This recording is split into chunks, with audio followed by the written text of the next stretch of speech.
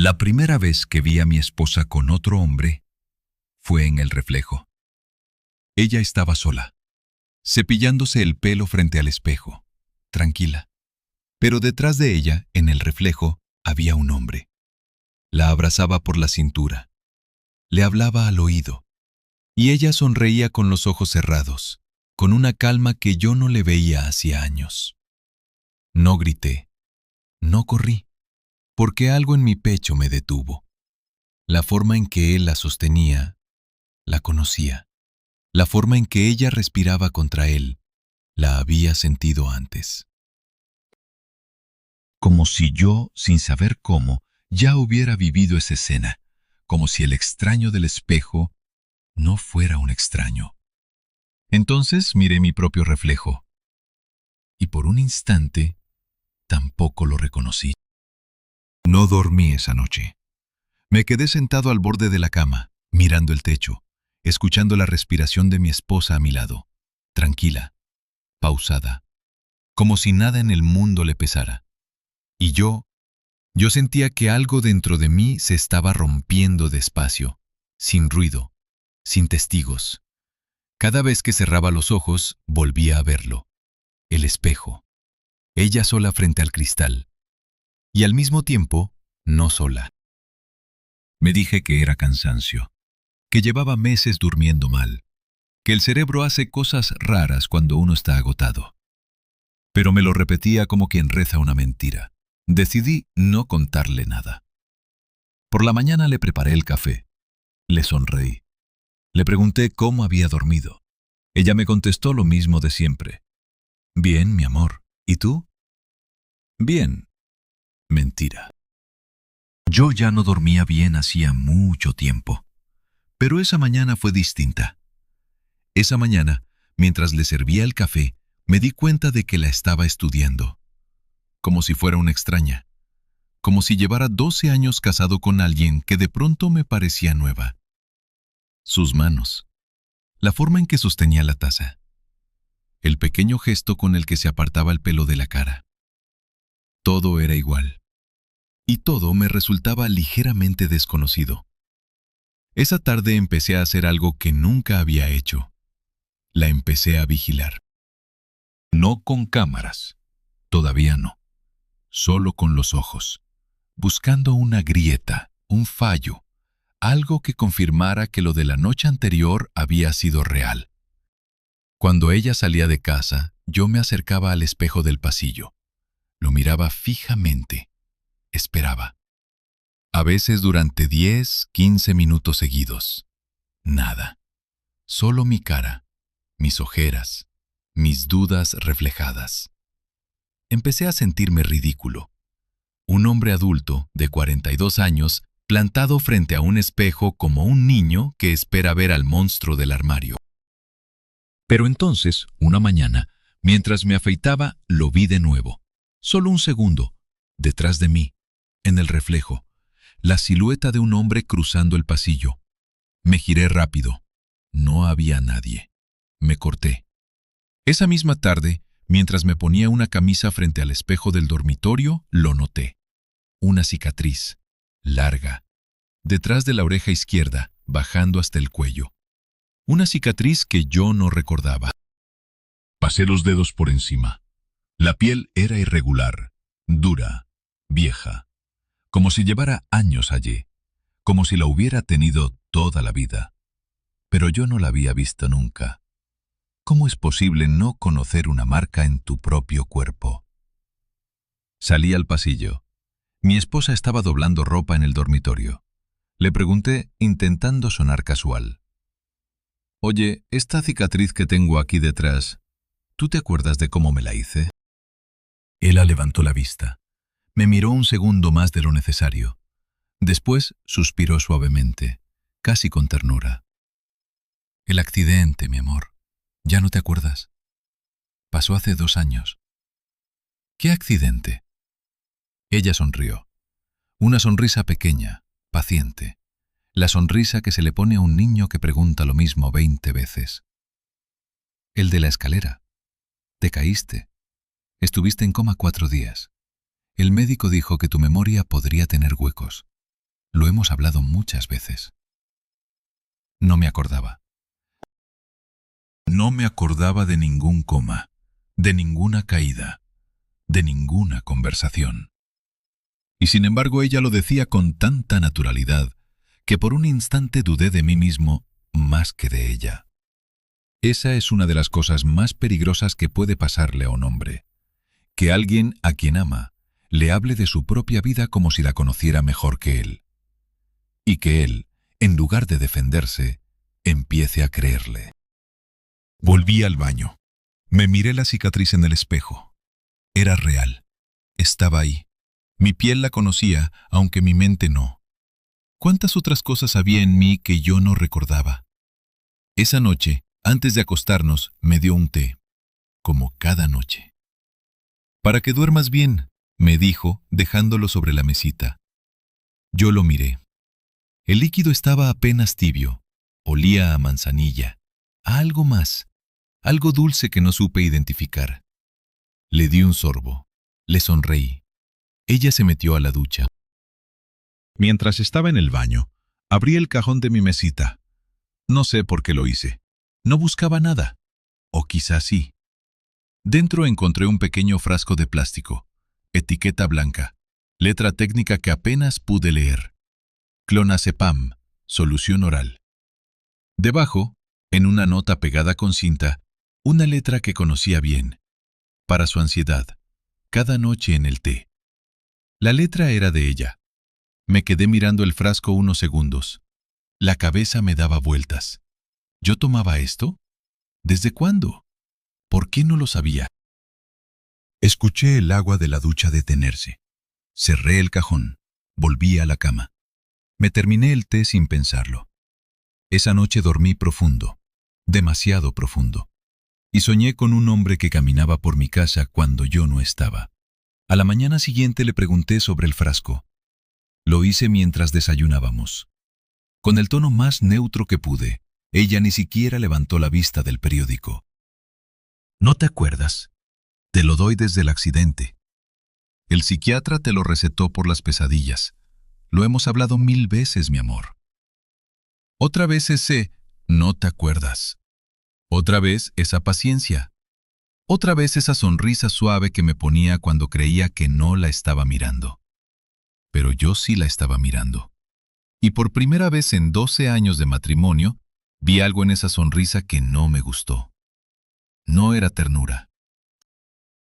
Era algo más cómodo, más antiguo, más parecido al gesto de quien tiene la situación completamente bajo control. Empezaron las pequeñas cosas, detalles que antes habría dejado pasar, detalles que ahora se me clavaban en la cabeza como astillas. Mi esposa pasaba mucho tiempo frente al espejo del pasillo, mucho más del necesario. A veces se quedaba quieta delante del cristal, sin hacer nada, sin maquillarse, sin peinarse, solo mirando, como si esperara a alguien. Una tarde, mientras yo fingía leer en el sofá, le escuché susurrar algo frente al espejo, muy bajito. No pude entender las palabras, pero el tono era íntimo, cariñoso, privado. El tono que se usa con alguien a quien se ama desde hace mucho tiempo. Cuando salí al pasillo, ella ya se había ido a la cocina, y el espejo solo me devolvió mi propia cara, pálida, cansada, confundida. Empecé a sentir celos. Es una palabra fea, los celos. Uno los reconoce tarde. Primero se disfrazan de preocupación, después de cariño, y solo al final, cuando ya te han comido por dentro, uno acepta el nombre que tienen. Pero lo mío no eran celos comunes. Yo no estaba celoso de un hombre real, de un compañero de trabajo, de un vecino, de alguien con cara y nombre y número de teléfono. Yo estaba celoso de algo que no podía nombrar, de una sonrisa que ella le daba a un espacio vacío, de un suspiro que soltaba cuando creía estar sola, de una manera de existir que tenía cuando yo no estaba en la habitación. Y eso era peor, porque contra una persona se puede pelear, contra una ausencia, no. Una mañana, mientras ella estaba en el trabajo, decidí registrar la casa. Me sentí sucio haciéndolo, como un ladrón en mi propio hogar. Pero había algo dentro de mí que ya no podía detenerse. Empecé por su lado del armario. Camisas, vestidos, cajas de zapatos, nada raro. Pasé al baño. Productos de siempre, cremas, perfumes, una caja de pastillas a medio terminar. Y entonces, debajo del lavabo, detrás de las toallas de repuesto, encontré una caja de zapatos vieja. No era suya. Era de un modelo que ella nunca había usado. La abrí. Dentro había un cuaderno de tapa azul oscuro. Su letra, su diario. Lo abrí con las manos temblando. No quería leerlo, y al mismo tiempo, sí. Las primeras páginas eran de hace casi 2 años. Frases sueltas, reflexiones cortas, nada concreto. Pero a medida que avanzaba, las entradas se volvían más extrañas. Hoy lo extrañé otra vez. Pero aún no es el momento de decírselo. Todavía no está listo. Cada día que pasa, soy más yo y él es más mío. A veces lo miro dormir y pienso que esto no debería ser tan fácil, pero lo es. Tener el control de la verdad es la forma más íntima de amar a alguien. Releí esa última frase 3 veces. Tener el control de la verdad. ¿Qué verdad? ¿De quién? Al principio quise creer que escribía sobre mí, que ese él era yo, que la frase del control era una metáfora, una de esas cosas raras que escriben las mujeres cuando intentan procesar sus sentimientos.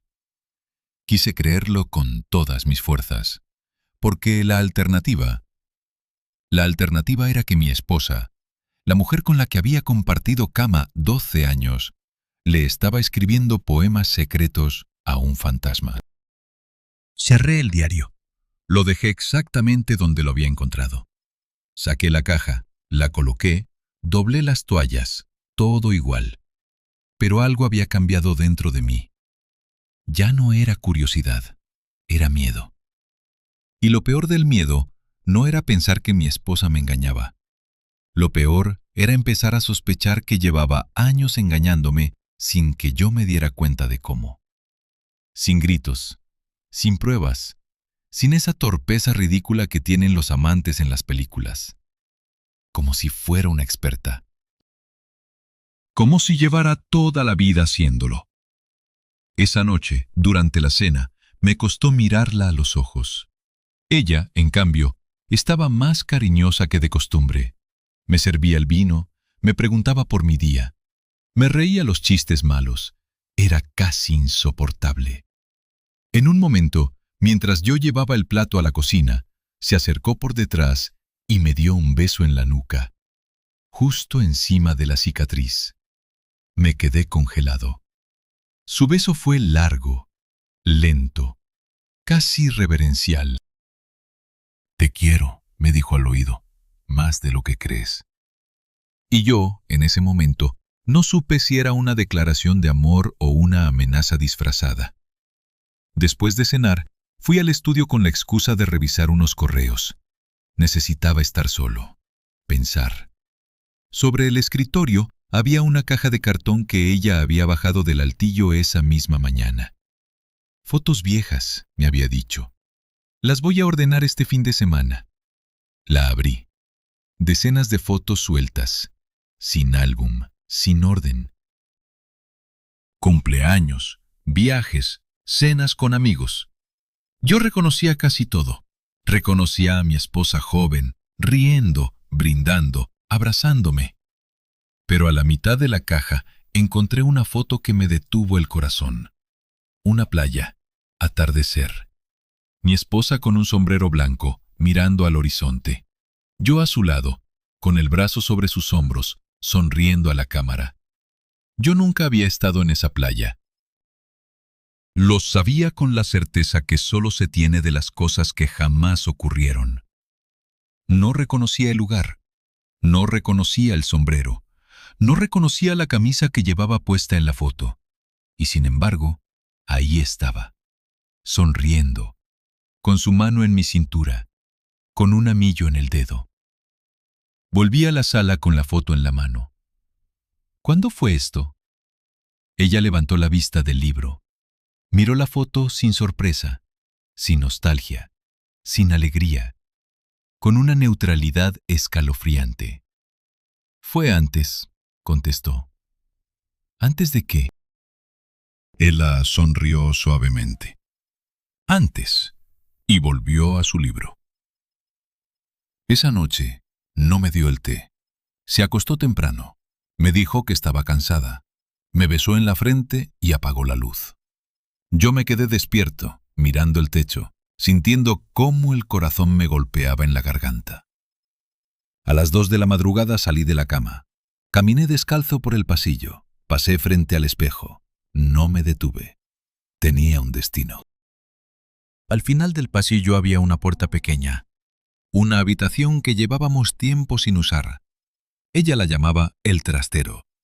Decía que guardaba ropa vieja, papeles, cosas de su madre. La puerta siempre estaba cerrada con llave, y la llave no existía en ninguna parte de la casa. Lo había buscado 1000 veces. En llaveros, en cajones, en bolsillos de abrigos viejos. Nunca había aparecido. Esa noche puse la mano sobre el pomo. Estaba frío. La madera, vieja. Apoyé la oreja contra la puerta. Silencio. Pero un silencio extraño. El tipo de silencio que tiene una habitación cuando alguien está conteniendo la respiración del otro lado. Tonterías mías, me dije. Estoy perdiendo la cabeza. Volví a la cama. Mi esposa dormía profundamente, boca arriba, las manos cruzadas sobre el pecho, como una difunta. Al día siguiente, intenté actuar normal. Trabajé, comí, hablé, sonreí. Pero por dentro, algo dentro de mí estaba contando los minutos, esperando la noche, esperando estar solo otra vez frente al espejo del pasillo. Temía que verlo. Tenía que confirmarlo. A las 11, mi esposa se acostó. Me dio el té. Yo lo acepté. Le sonreí. Le dije que iría a la cama en un rato. Mientras la veía caminar hacia el dormitorio, pensé en algo que me revolvió el estómago. Llevaba 2 años bebiéndome ese té cada noche.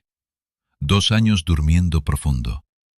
2 años sin sueños propios, sin pensamientos antes de dormir, sin esas medias horas en la oscuridad en las que un hombre piensa en su vida. 2 años en los que no había estado del todo consciente dentro de mi propia casa. ¿Qué hacía ella en esas horas? ¿Con quién hablaba? ¿A quién esperaba? En cuanto cerró la puerta del dormitorio, fui al baño y vacié el té en el inodoro. No sé por qué lo hice, no del todo. Algo dentro de mí, una voz que no me era familiar, me lo pidió. No lo bebas esta noche, no esta noche. Tiré de la cadena, me lavé la boca, volví al salón y me senté frente al espejo del pasillo, a oscuras, en silencio. Pasaron horas. 1, 2. Mis ojos se acostumbraron a la penumbra. El espejo era una mancha gris frente a mí. Estuve a punto de rendirme. Estuve a punto de levantarme y volver a la cama y aceptar que sí, que estaba enfermo, que necesitaba ayuda, que todo esto era una invención de mi mente cansada. Pero entonces lo vi. No vino de pronto, no apareció con un susto. Vino despacio, como si siempre hubiera estado allí, como si solo necesitara que mis ojos se acostumbraran lo suficiente para verlo. Un hombre, parado en medio del pasillo, en el reflejo. Detrás de mí no había nadie.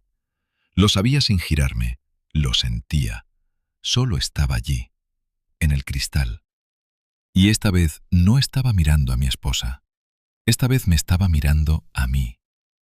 Su cara estaba en sombra, pero podía sentir su mirada.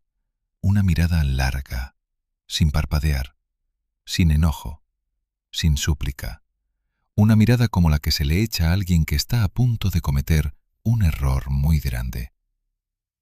Lentamente levantó la mano, señaló la puerta de la casa y movió los labios. No oí nada. pero entendí. Cada palabra, como si me las gritara dentro del cráneo. Vete antes de que sea tarde. Sentí un escalofrío bajar por mi columna. Quise levantarme, quise correr. Quise preguntarle algo, lo que fuera.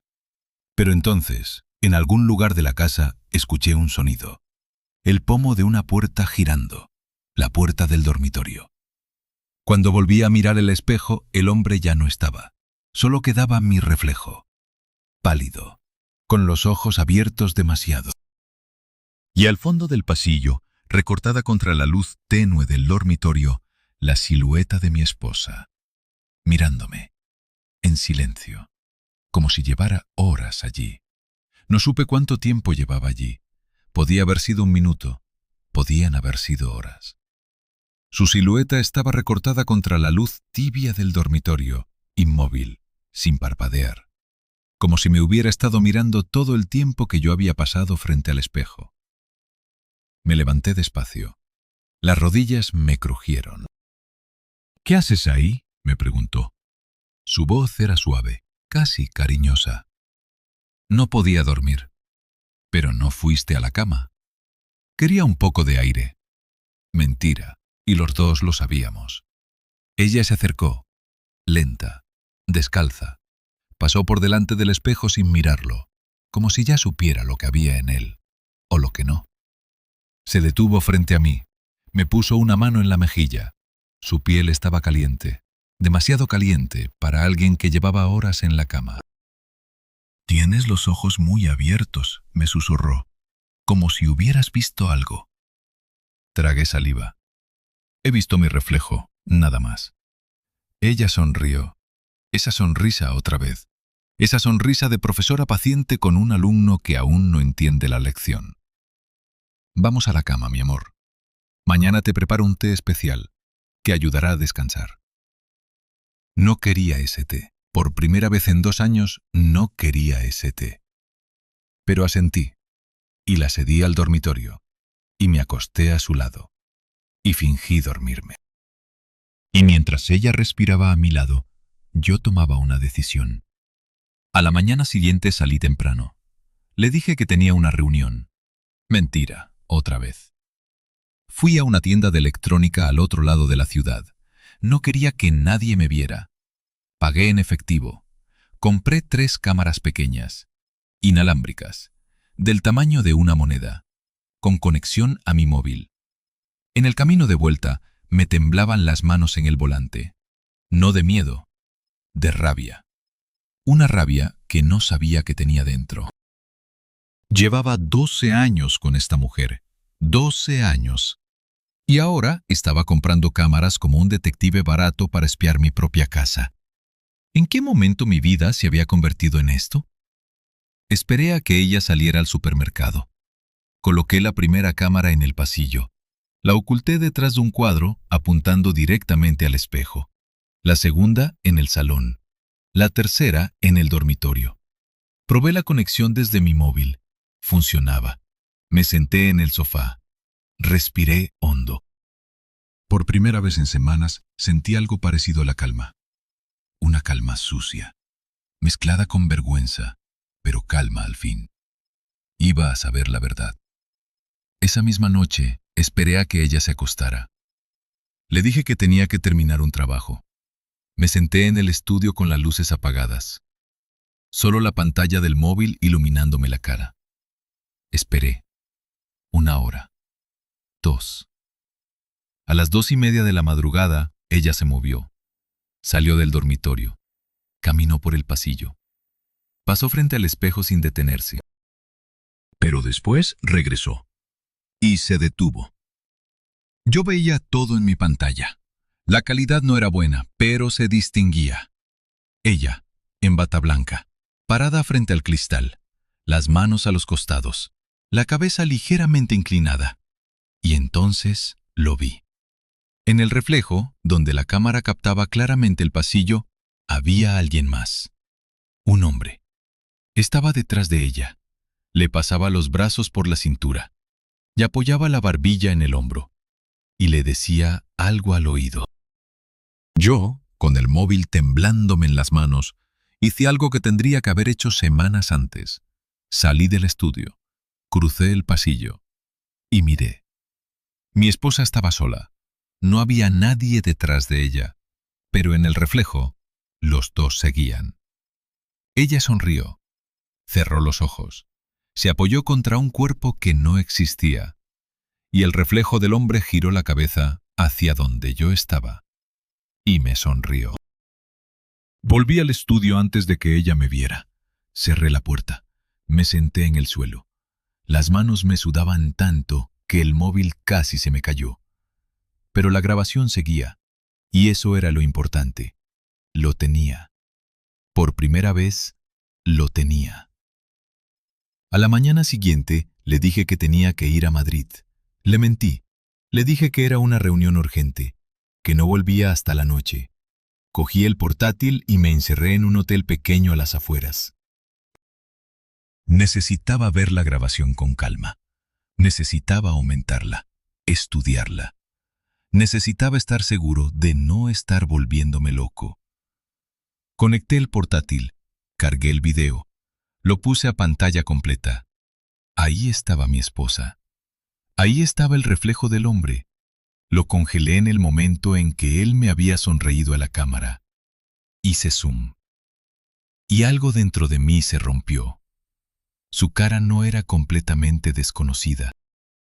Tenía mis pómulos, mi forma de mandíbula, mi nariz, un poco más torcida quizá, pero la misma. Sus ojos eran los míos, solo que más cansados, más viejos, como si hubiera vivido más años que yo en menos tiempo. Era yo. Y al mismo tiempo, no era yo. Era un hombre que se me parecía como un hermano gemelo al que nunca había conocido. Acerqué la cara a la pantalla. Su mano izquierda descansaba sobre la cintura de mi esposa. En el dedo anular llevaba un anillo de bodas. Mis manos se quedaron quietas. Yo llevaba mi anillo en la mano derecha, siempre, desde el día en que nos casamos.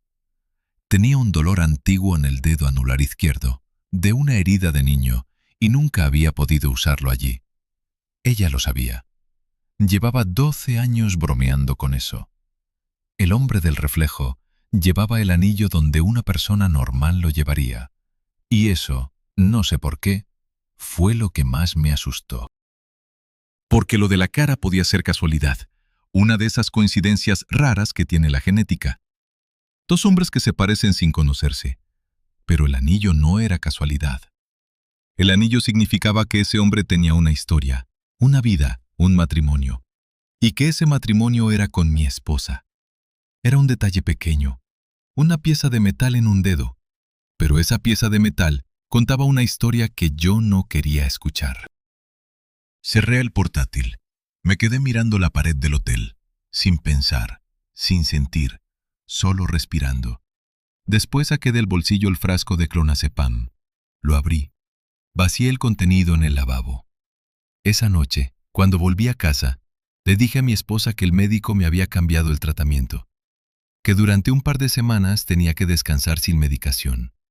Ella me miró largamente, sin decir nada, como una mujer que ya ha jugado este partido antes y conoce todas las trampas. Lo que tú digas, mi amor. Y me trajo el té. Pero esta vez no había nada raro en el sabor. La primera noche sin medicación soñé con escaleras. Una escalera larga, de madera oscura. Bajaba en espiral. Yo estaba arriba. Había un hombre delante de mí. No le veía la cara, pero estaba gritándome, y yo estaba gritándole también. Y entonces lo empujaba. Lo vi caer. Lo vi golpearse la cabeza contra el escalón. Lo vi quedar inmóvil al final. Me desperté empapado en sudor. Eran las 4:30 de la madrugada. Mi esposa dormía a mi lado, plácida, como si no compartiera la cama con un hombre que acababa de revivir una escena que no recordaba. Me levanté, fui al baño, me lavé la cara. En el espejo, mi propia imagen me devolvió la mirada, pero por un instante no me reconocí. Tenía los ojos demasiado oscuros. la boca demasiado tensa, como si otra persona se estuviera asomando desde dentro de mí. Le susurré a mi reflejo.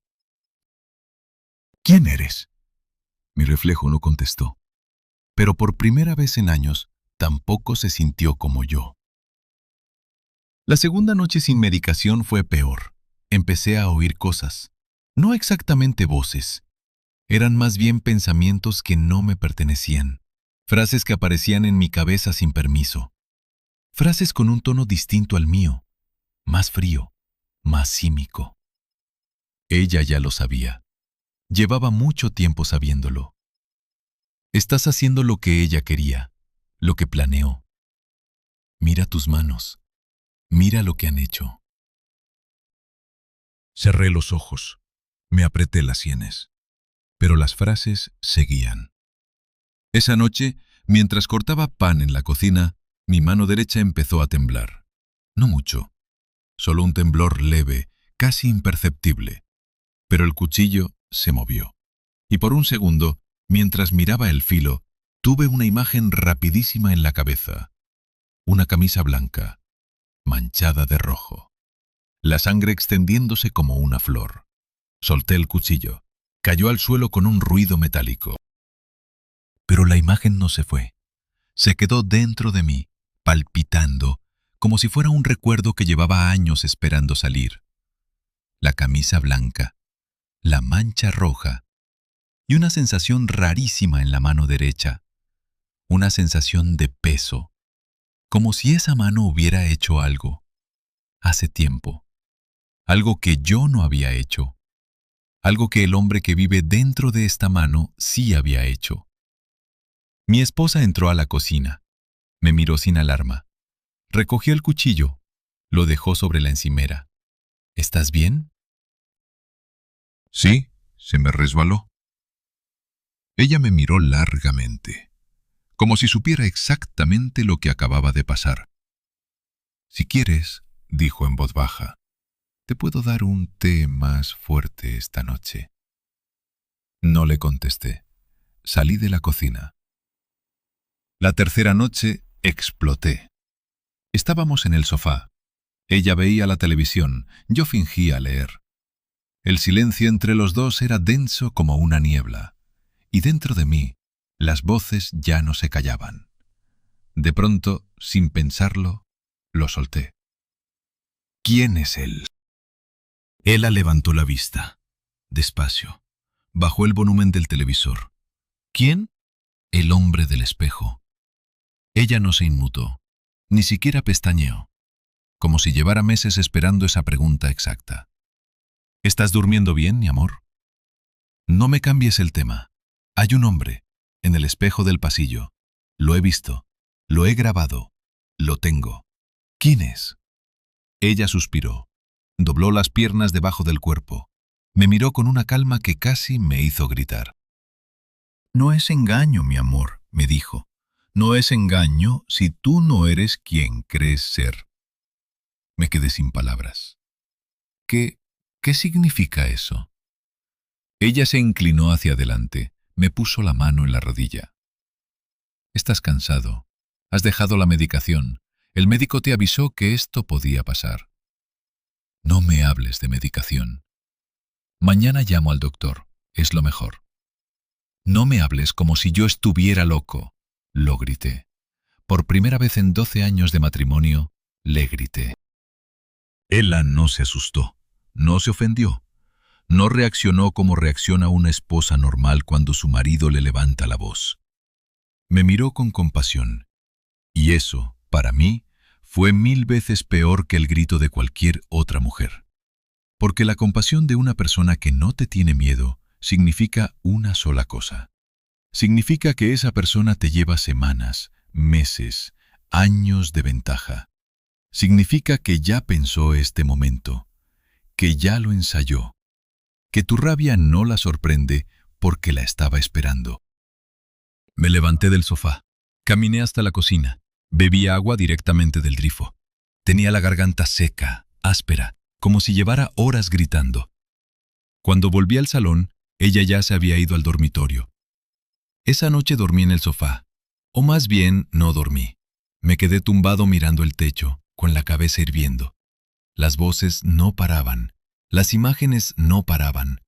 La escalera, el cuchillo, la camisa blanca con la mancha roja, y de fondo su voz. No es engaño si tú no eres quien crees ser. ¿Quién soy yo? ¿Qué quiere decir eso? Y entonces, en algún momento de la madrugada, una idea se me clavó en la cabeza. Quizá la enferma no era yo. Quizá era ella. Quizá llevaba meses, años, descomponiéndose por dentro y yo no me había dado cuenta. Quizá el diario, las fotos, esa frase imposible que acababa de soltar, todo era el síntoma de algo que no quería ver. Una mujer brillante, cariñosa, perfecta, que se estaba volviendo loca delante de mí. Y yo, en lugar de ayudarla, la estaba persiguiendo. Sentí algo parecido al alivio y algo parecido a la culpa. Iba a hacer una sola cosa más. Iba a entrar a esa habitación, a confirmar que dentro no había nada raro, que era el trastero que ella decía, que mi cabeza estaba inventando enemigos donde no los había. Y después, sí, después llamaría al psiquiatra, pero no para mí, para ella. Esperé al sábado. Ella tenía clase de yoga a las 10. Volvía a las 12:30. Tenía 2 horas y media. En cuanto la vi salir, fui al garaje. Cogí el martillo y el destornillador grande. Caminé por el pasillo. Pasé frente al espejo. No me detuve. No miré. Llegué a la puerta del trastero. Apoyé el destornillador en el cerrojo. Lo golpeé con el martillo. 1 vez. 2. 3. A la cuarta, la cerradura cedió. La puerta se abrió. Y un olor extraño me golpeó la cara. No era olor a polvo. No era olor a humedad. Era un olor más íntimo, más personal. Olor a la vida de alguien. La vida de un hombre que no era yo. Entré. La habitación era pequeña, sin ventanas. Una sola bombilla colgada del techo. Estanterías de madera contra las paredes. Una mesa al fondo. Sobre la mesa había una caja de zapatos abierta. Me acerqué. Miré dentro. Fotos. Decenas de fotos. Mi esposa joven, riendo, en un parque. Mi esposa abrazando a un hombre. Mi esposa besando a un hombre. Mi esposa de pie junto a un hombre, frente a un altar, con un ramo blanco en las manos. El hombre no era yo. Era él, el del espejo. Las manos me empezaron a temblar otra vez. Pero esta vez no era miedo. Era otra cosa, algo más profundo, algo que no tenía nombre todavía.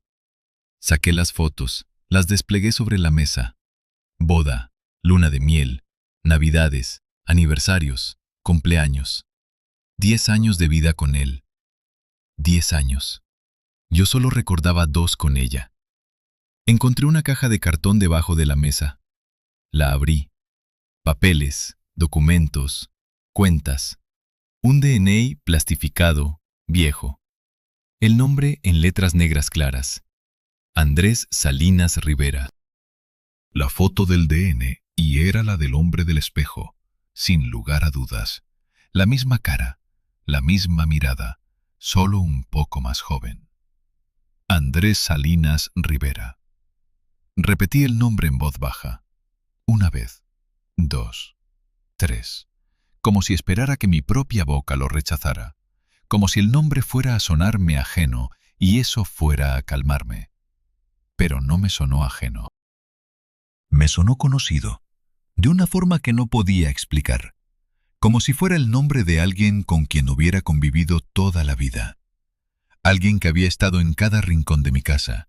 Alguien que respiraba en mi mismo cuarto.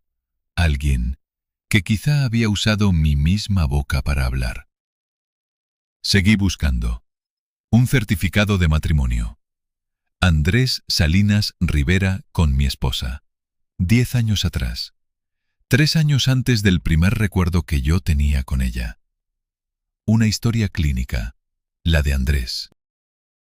Y debajo de todo otra caja, más pequeña, de cartón gris. Antes de abrirla, me quedé un momento mirando la mesa, mirando los papeles, mirando todo lo que ya había encontrado. Sentía que cada cosa nueva era un golpe, y que la próxima iba a doler más que la anterior. Pero no podía parar. Había llegado demasiado lejos para parar. La abrí. Frascos. Varios. Clonazepam. Escopolamina. Midazolam. Todos a nombre de mi esposa, todos firmados por médicos distintos, todos comprados en farmacias diferentes, recetas acumuladas durante años, suficientes para mantener a alguien dormido el tiempo que hiciera falta, suficientes para borrar la memoria de un hombre durante meses, suficientes para reescribir a una persona, y al lado de los frascos un libro, tapa dura, letras blancas sobre fondo azul oscuro. Trauma, memoria y reconstrucción de la identidad. Lo abrí. Estaba lleno de marcas, subrayados, notas en los márgenes con su letra, páginas dobladas, pasajes enteros resaltados. Los pacientes con amnesia disociativa pueden, en condiciones de aislamiento y refuerzo emocional constante, llegar a aceptar identidades alternativas como propias. La presencia de un cuidador único es clave para la reconstrucción narrativa del yo. En casos extremos, el paciente puede integrar una identidad completamente fabricada si el entorno no le ofrece contradicciones. Cerré el libro. Las manos ya no me temblaban. Estaban frías, inmóviles, como las manos de un cadáver. No estaba viendo lo que creía estar viendo. Lo que estaba viendo no era una traición. Era un proyecto, un experimento, una construcción que llevaba años en marcha. Salí de la habitación caminando hacia atrás, sin poder dejar de mirar la mesa, como si tuviera miedo de que las fotos se levantaran y me persiguieran. Crucé el pasillo, llegué al baño, me encerré. Me apoyé en el lavabo, levanté la cabeza y miré el espejo. Mi propia cara me devolvió la mirada, pero la estudié como si fuera la primera vez en mi vida. La forma de la mandíbula, la curva de las cejas, el ángulo de la nariz. Eran las mismas que las del hombre del DNI. Eran las mismas que las del hombre del espejo del pasillo. Eran las mismas que las de Andrés Salinas Rivera. Y por primera vez en mi vida, pronuncié en voz alta una pregunta que llevaba semanas escondida en el fondo de mi garganta. ¿Y si yo nunca me llamé como creo que me llamo? Mi reflejo no contestó, pero detrás de mí, en algún lugar de la casa, escuché el sonido inconfundible de la puerta de entrada al abrirse. No eran las 12:30 todavía. Era apenas mediodía. Había vuelto antes. Como si lo hubiera sabido, como si lo hubiera estado esperando. Pasos en el recibidor, pasos lentos, pausados, tranquilos. Los de una mujer que sabe exactamente qué se va a encontrar al llegar a casa. Y en el espejo, justo encima de mi hombro, vi cómo la puerta del baño se entreabría sola. Detrás de mí, en silencio, mi esposa empujó la puerta con un dedo. Solo eso, un dedo. Sin prisa, sin enojo. Como quien abre la puerta de una habitación de niño dormido. Se quedó en el umbral, vestida con la ropa de yoga, el pelo recogido, las mejillas sonrosadas por el ejercicio. Una mujer ordinaria. Una mujer cualquiera. Pero los ojos no eran ordinarios. Los ojos tenían algo que yo nunca había visto en ella. Una mezcla rara de tristeza, alivio y triunfo. Como si llevara años cargando un secreto enorme y por fin se lo pudiera quitar de encima. «Llegaste antes de las 12:30», dije. Mi voz sonó pequeña, lejana. «Salí antes de yoga», contestó. Tuve una sensación, como si me llamaras desde aquí. Sentí un escalofrío. No la había llamado, no con la boca, pero algo dentro de mí sí. Tal vez sí. Salí del baño, volví a la habitación del fondo, cogí el DNI, las fotos, los frascos, el libro. Lo saqué todo al pasillo. Lo amontoné en el suelo sin orden, sin cuidado. No sé por qué lo hice. Supongo que quería testigos. Supongo que quería que alguien más lo viera. Ella miró las cosas a mis pies. El DNI, las fotos, los frascos, el libro, todo. No se sorprendió. No fingió sorprenderse. Solo sonrió. Esa misma sonrisa pequeña, paciente, antigua. Pensé que tardarías más, dijo. Llevo 2 años esperando este momento. Tiré el DNI a sus pies. ¿Quién es Andrés Salinas Rivera? Ella miró el carnet. Lo miró sin recogerlo. Después levantó la vista y me miró a mí. Mi esposo, contestó. Yo soy tu esposo. También. 4 letras, y todo lo que yo había sido en los últimos 12 años se derrumbó dentro de mi pecho como un edificio que se cae despacio, piso por piso. Explícate, dije. Ella entró al baño. Se sentó en el borde de la bañera. Cruzó las piernas, tan tranquila, tan dueña de la escena. Hace 2 años, Andrés desapareció, empezó. Una mañana se fue al trabajo y no volvió. La policía me hizo 100 preguntas. Yo lloré, yo grité, yo puse carteles. Yo era la esposa perfecta del hombre perdido. Hizo una pausa, como midiendo si yo estaba listo para escuchar más. 3 días después de su desaparición, tocaron a la puerta. ¿Yo? Tú. Me apoyé contra el lavabo. Las piernas me fallaban. Llegaste descalzo, con la ropa rota, con sangre seca en la cabeza. No sabías cómo te llamabas, no sabías dónde vivías, no sabías nada, pero me miraste como si me conocieras de toda la vida.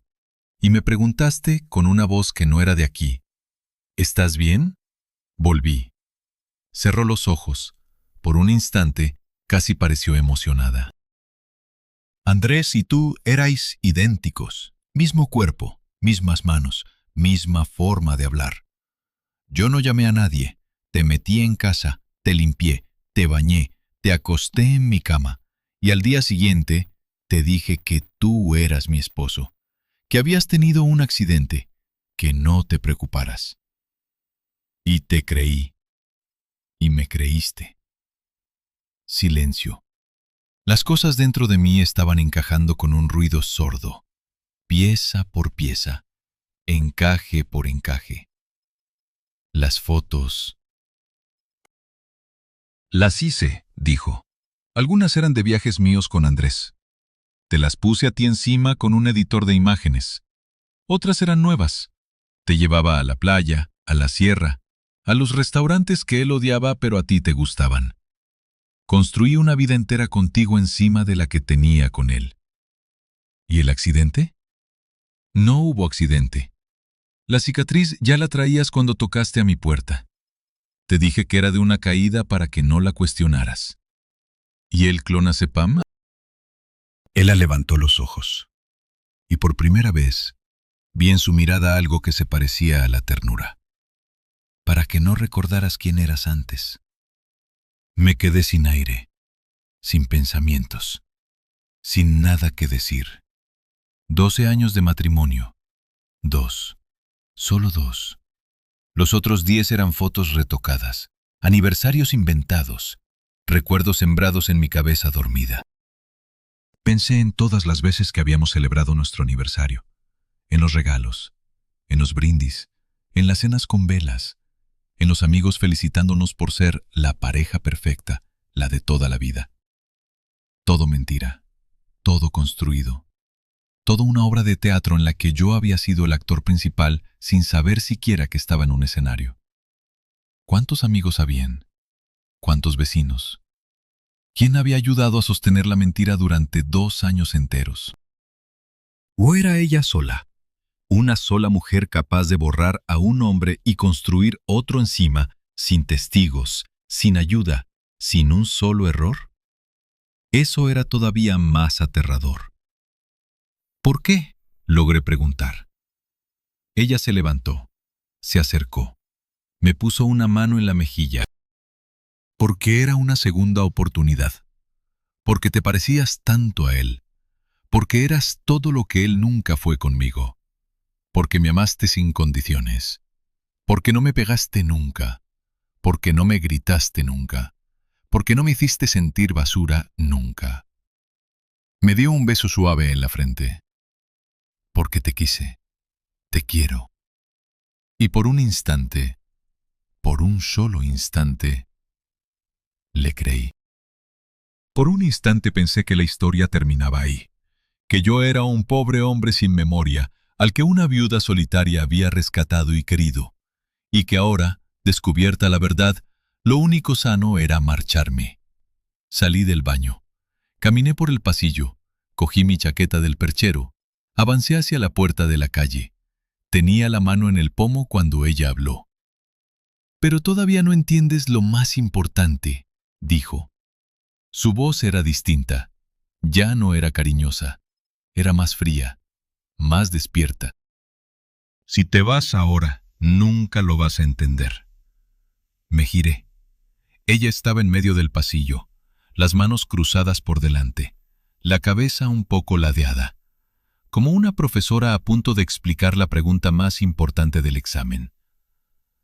Andrés no desapareció solo, dijo. Andrés murió. Solté el pomo. ¿Qué? Llevábamos 10 años casados. 10. Y en esos 10 años, Andrés me rompió 3 dedos, 2 costillas y la mandíbula. Me llamó cerda, puta, inútil. Me encerró en habitaciones sin ventanas. Me hizo abortar 2 veces. Hablaba sin llorar, como quien recita un currículum. Una noche bajaba al sótano por una caja. Yo estaba arriba de la escalera.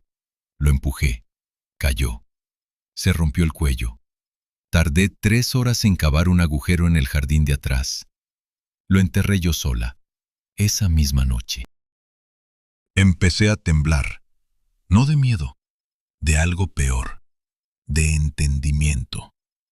3 días después tocaste a mi puerta, con la misma cara que él, sin memoria, sin nombre. Yo te miré y supe que el universo me estaba devolviendo algo. Una versión limpia, una versión sin la podredumbre del otro. ¿Y no llamaste a la policía? No. Me convertiste en él. Sí. Me apoyé contra la pared del pasillo. Sentí cómo me resbalaba al suelo, despacio, sin poder controlarlo. Pero hubo un problema, dijo ella. Se acercó, se agachó delante de mí, me miró a los ojos. Tú no eras tan dócil como creía al principio. Algo dentro de ti seguía despierto. Una parte que recordaba, una parte que sabía, y esa parte era peligrosa para mí. El hombre del espejo. Ella asintió. Pero te equivocas en algo, mi amor, en lo más importante. Levanté la cabeza. El hombre del espejo no es Andrés. Silencio. ¿Qué? Andrés está muerto. Está en el jardín. No regresa. No vuelve. No te persigue. Los muertos no se asoman a los espejos. Entonces, el hombre del espejo eres tú. Me la quedé mirando, sin entender. No hay nadie en ese cristal, siguió ella. Nunca lo hubo. Tu cerebro lleva 2 años empujando hacia afuera todo lo que yo intenté borrar. Memorias, verdades, cosas que no podías procesar conscientemente. Y como no las podías recibir de frente, las viste como si fueran otra persona, como si fueran un intruso. Pero el intruso, mi amor, eres tú mismo. La parte tuya que nunca dejó de saber. Me llevé las manos a la cabeza. Quería que se callara. Quería que dejara de hablar. Quería levantarme y salir corriendo, pero no podía moverme. ¿Y por qué ahora?, susurré. ¿Por qué después de 2 años? Ella sonrió, triste, casi dulce, porque te quité la medicación poco a poco. 3 meses bajándote la dosis, sin que lo notaras. Cuando tiraste el frasco, solo terminaste lo que yo ya había empezado. ¿Por qué? Porque quería que recordaras. ¿Por qué? Porque te quiero de verdad.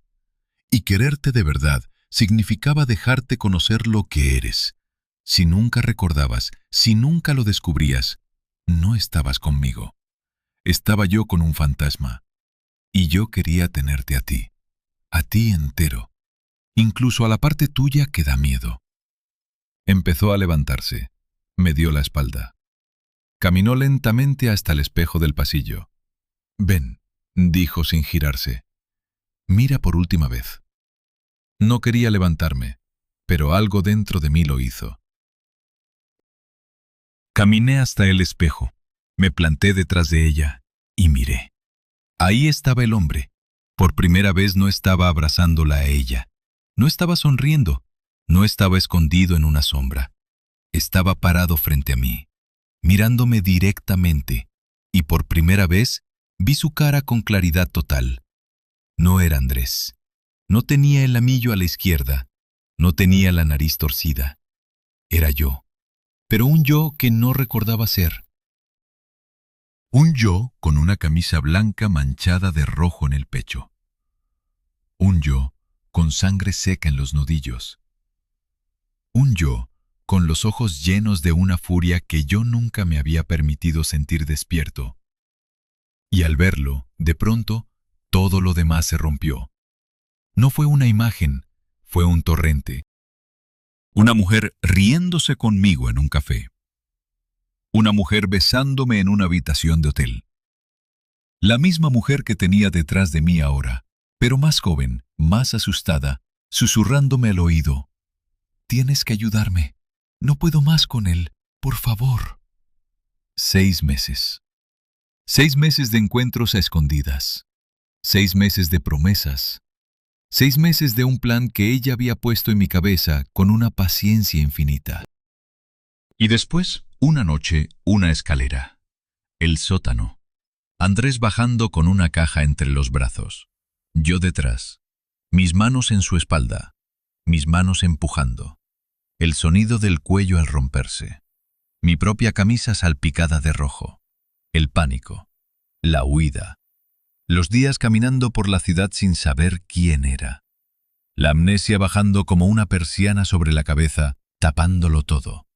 Y mis pies, sin saber por qué, llevándome a la única dirección que aún quedaba grabada en alguna parte. La casa de ella. Ella que me esperaba.